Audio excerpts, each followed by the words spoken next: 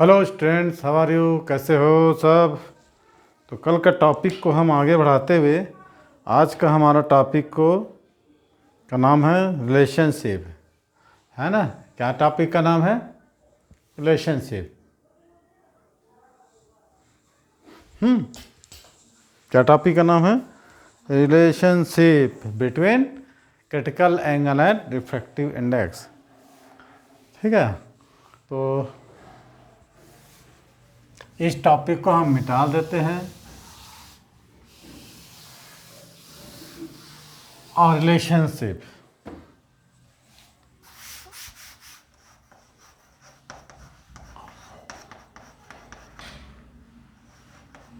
Between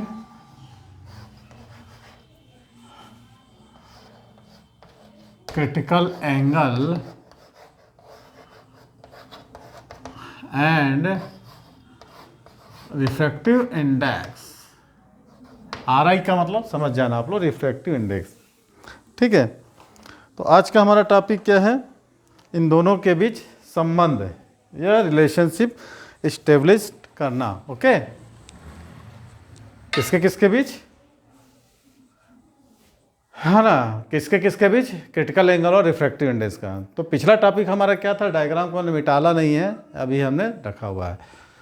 जब प्रकाश की किरण माने एक माध्यम से दूसरे माध्यम में जा रहे थे, माने सघन से विदर्भ की ओर जाती है, तबलम से दूर हटती है, और दूर हटते हटते हुए जब आपतन कोण के मान बढ़ाते जाते हैं तब अपवर्तन कोण का मान बढ़ता है। अपवर्तन कोण के विशेष मान के लिए अपवर्तन कोण का मान 90 डिग्री के बराबर हो जाता है।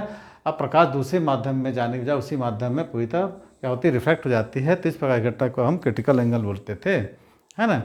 और टोटल इंटरनल रिफ्रैक्शन बोलते थे। और ये जो था ये 90 डिग्री, जब आपतन कोण के एक विशेष मान के लिए अपवर्तन कोण का मान 90 डिग्री के बराबर हो जाता है तो इसको हम क्रिटिकल एंगल बोलते थे। ICSE से रिप्रेजेंट किए थे। तो लिखना यही आपको रिलेशनशिप इनके बीच स्टेब्लिश करना है।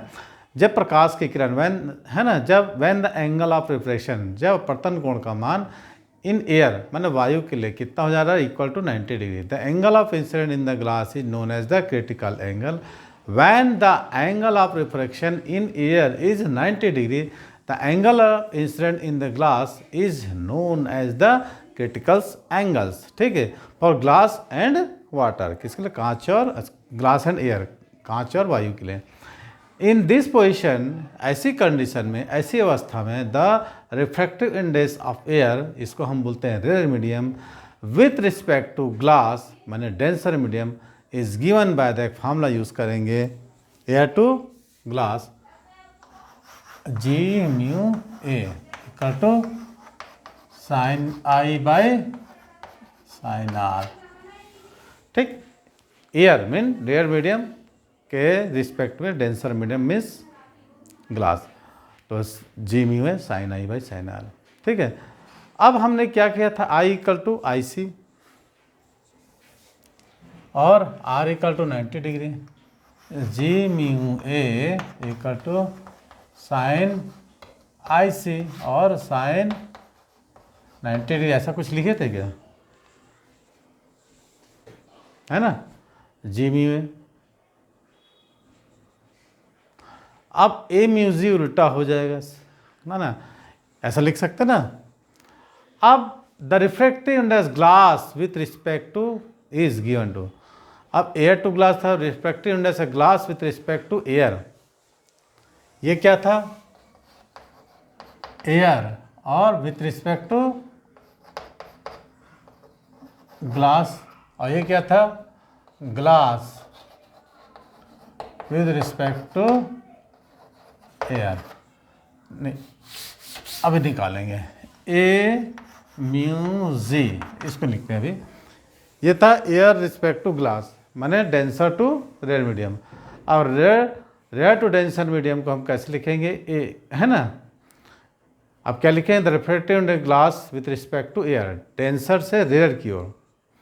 पहले लिखे थे कि एयर टू रेयर, है ना, तो A म्यू G लिखेंगे। इक्वल टू कितना हो जाएगा बताओ? इसको हम लिख सकते हैं उल्टा, 1/G म्यू A, उल्टा हो गया ना।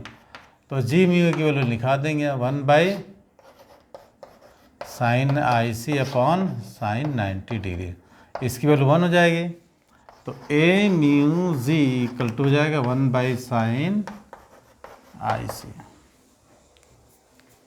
The refractive index glass with respect to air known as A mu G equal to, इसका रेसिप्रोकल कर देंगे जी में, तो 1 बाई साइन सी, या फिर sine I C equal to, ऐसा भी लिख सकते हैं इसको इधर करके, sine I C equal to 1 by A mu G,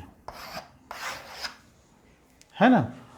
clear, simple सा था, कोई ज़्यादा दिक्कत की बात नहीं थी। जब प्रकाश की किरण कहाँ से प्रवेश कर रही है, एयर टू ग्लास, है ना, sine I by sine R. The refractive index of air with respect to glass, तो जी मी में sine I by sine R, I की जगह आई सी, आर की जगह 90। अब हम ए म्यू जी को 1 बाई जी म्यू कर सकते हैं, तो हमको मिल गया साइन आई सी की वैल्यू मिल गई ए म्यू जी। क्लियर। तो लार्जर मैंने ज़्यादा refractive index, lesser the value of critical angle, दोनों एक दूसरे के रिफ्रैक्ट मैंने इन्वर्सली प्रोपोर्शन है। Sine I C is the inversely proportion to A mu G. तो larger the refractive index, lesser in the value of critical angle. तो critical angle depends upon the nature of the pair of media, उन दोनों जो पिस्ट है ना, उसके दोनों माध्यमों के पिस्ट पर निर्भर करता है कि जो एक दूसरे माध्यम को दूसरे माध्यम से अलग करती है। अब sine I C equal to क्या लिख सकते हैं, अब देखो एक चीज़ और ध्यान रखना, sign I C is what, अब वेलोसिटी ऑफ लाइट है ना इन एयर और ग्लास, ऐसे लिख सकते हैं 1 by V upon V G, है ना। तो वी जी ऊपर चल जाएगा और वी जी वी निकल जाएगा, ठीक है, रेसिप्रोकल से इसका ऐसे लिख सकते हैं V G upon V N. कोई doubt? What is V N V G? V is the velocity of light in air and G is the velocity of light in glass, and this is the equal to lambda G upon lambda A. अब इसको लिखाते हैं हम, lambda जी और lambda A is what, ठीक है। B G क्या है, velocity of light in glass, V is the velocity of light in air, और लैम्डा इज क्या है, lambda A equal to wavelength, है ना, ऑफ लाइट इन ग्लास और एयर में लिख दिया अपन। क्लियर। तो ये था हम लोगों का इसके बीच में रिलेशंस। अब इस पर निर्भरता किस पर है, क्रिटिकल एंगल की निर्भरता, डिपेंडेंस किस पर है। पहला रंग पर, हमने देखा होगा कि खतरे का सिग्नल हम लाल लेते हैं, है ना, जब ट्रेन चलना होता है तो ग्रीन सिग्नल और रेड सिग्नल का ही यूज़ करते हैं क्योंकि उसका वेवलेंथ ज़्यादा होता है। अब यहाँ पर देखिए अपवर्तनांक ज़्यादा होगा तो लैम्डा, मैंने लैम्डा और रिफ्रैक्टिव इंडेक्स दोनों एक दूसरे के इन्वर्सली प्रोपोर्शनल होते हैं ना, अपवर्तनांक और वेवलेंथ दोनों एक दूसरे के इन्वर्सली प्रोपोर्शन है। तो जिस रंग का अपवर्तनांक है ना रिफ्रैक्टिव इंडेक्स ज़्यादा होगा उसका वेवलेंथ कम होगा। तो पहला है लाइट पर, प्रयुक्त प्रकाश जो ले रहे हैं उसके रंग पर, बैगनी रंग के लिए अपवर्तनांक बहुत ज़्यादा आता है, more refractive index for violet colour, है ना। अतः क्रांतिक कोण का मान बैगनी रंग के लिए सबसे कम होता है साइन आई सी, तथा लाल रंग के लिए अपवर्तनांक सबसे कम होगा और उसका क्रांतिक कोण का मान लाल रंग के लिए सबसे ज़्यादा होगा, इसलिए खतरे का सिग्नल हम लाल यूज़ करते हैं, ठीक है। क्लियर। तो ये सब दैनिक जीवन में छोटी छोटी बातें हैं जो आप लोगों को ध्यान में रखना चाहिए, ओके।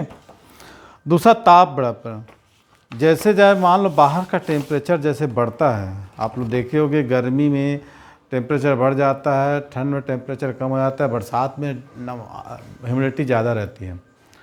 तो जैसे जैसे ताप बढ़ता है तो रिफ्रैक्टिव इंडेक्स से अपवर्तनांक की वैल्यू कम हो जाती है, घटती जाती है और क्रांतिक कोण का मान बढ़ते जाता है। अब तीसरा है कि डेंसर मीडियम और सघन मीडियम, मैंने रियल मीडियम और डेंसर मीडियम जो होता है उसके पेयर पर, माने सघन और विरल माध्यम के जोड़े पर। तो क्रांतिक कोण का मान जो है किस पर डिपेंड करेगा, सघन और विरल माध्यम के जोड़े पर निर्भर करता है। कांच और वायु के लिए माने एयर और ग्लास के लिए क्रांतिक कोण का मान 42 डिग्री, ध्यान रख लेगा। ये किस पर डिपेंड करता है, सघन माध्यम के जोड़े पर, मैं सरल और विरल माध्यम के जोड़े पर। तो वायु और कांच के लिए क्रांतिक कोण का मान 42 डिग्री होता है। जल वाटर और एयर के लिए कितना होता है 49, और हीरे और वायु के लिए क्या होता है 24 डिग्री बहुत कम होता है, माने बहुत कम नहीं, माने कम होता है। क्लियर। तो आज का टॉपिक हमारा यही था। अब अगला टॉपिक हम देखेंगे application of total internal refraction. ठीक है, इसका मोस्ट एग्जांपल है आपका मिराज, मृग मरीचिका। ठीक है, तो आज की वीडियो के लिए इतना ही। अब मिलते हैं अगली वीडियो में। इसका एप्लीकेशंस आप लोग देखना ना भूलें।